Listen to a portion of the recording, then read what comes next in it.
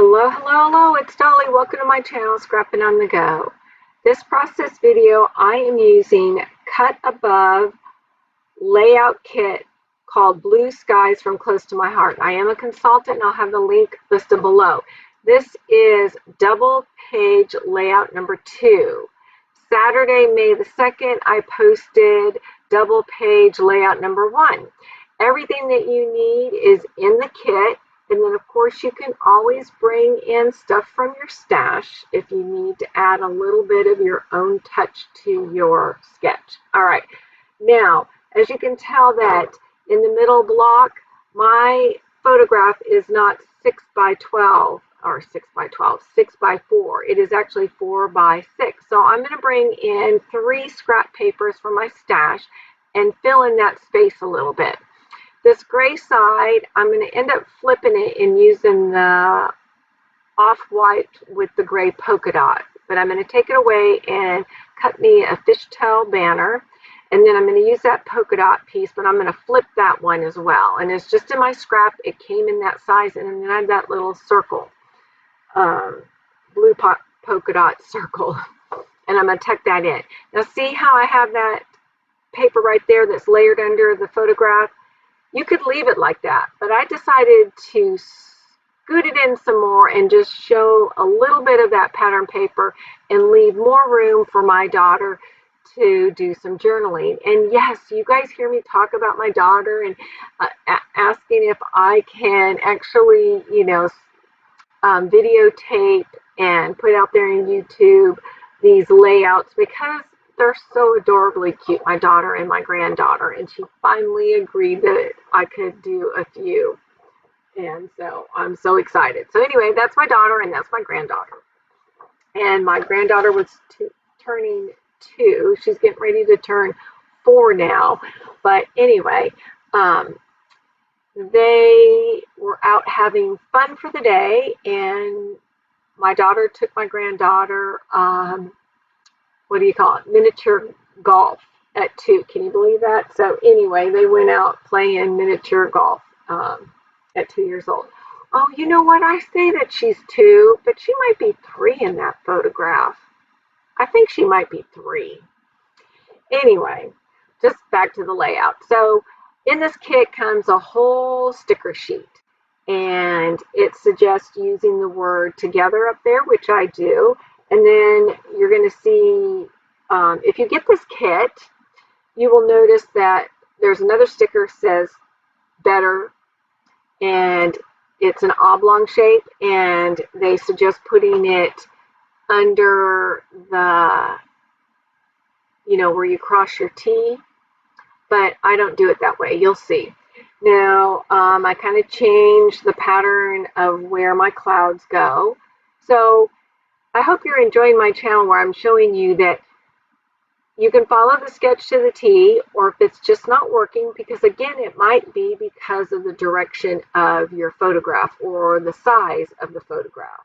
So it's a-okay to switch it up a little bit. So as you can tell right now, over the R should originally be where the cloud is, but I move it over to the left and I make it like a double cloud.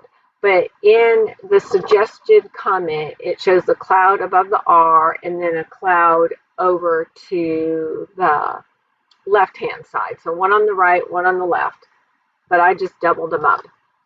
All right, now I'm adding the rows of houses, and this just really sets the page. I mean, I love how this turned out.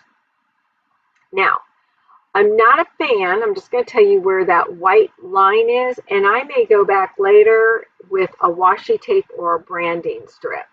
And the only reason why is I feel like your eye draws right to that strip. So how to solve that, if you're getting the same feeling that I am, is you can use a strip of paper and put there, or a softer tone of a washi tape. You could use a softer yellow, kind of match the yellow that's there. You could use another green, and you could use a blue.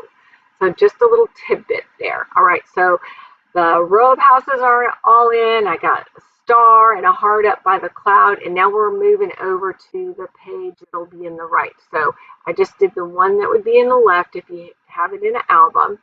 And then these are 3 photographs of my granddaughter, I'm sorry, stacked in a row, just like it suggests in the photo, but it actually shows 4. But see, you can use 3. And I cut those photographs 3 3/4 so that I could have a matting around it. In the suggestion, there's no matting around these photographs here, but I decided to use black. So I just got some extra close to my heart black cardstock out of my stash. All right, we're going to do the same thing. We're going to put the row of houses, and it's real easy to line the row of houses too because you already have that banner strip on the bottom. All right, I place the hot air balloon and clouds pretty close to what's in the recommended sketch design. And then on the words, they had one word on the hot air balloon and cloud to the right and then to the left. I decided to stack them together and kind of have them wonky a little bit. And then I added extra stars. And then in the very end, I decided to get out my Heidi Swapp Color Shine in Butter. And it blends perfectly. In person, it just adds just a little bit of touch of color and visual interest without taking away from the photograph and all those beautiful embellishments. I've said this before in some of my videos. It's okay to showcase your photographs, which you want to do, but you can also showcase a little bit those embellishments, and that's fine too, without taking away the interest or the focus, I should say the focus of the photographs, if that makes sense to you. I'm sure it does. So you can do both. All right, you can showcase your paper and your embellishments and your photographs at the same time. And I do that, so it's like a mirror, and then sometimes I do it totally opposite where I just want my paper to shine or my embellishments or just the photograph to stand out. All right, these are the close-ups. I appreciate you all. Get out your photographs, document those memories in a fun, creative way, and we'll see you next time. If you're not a subscriber, subscribe and give a thumbs up. Bye.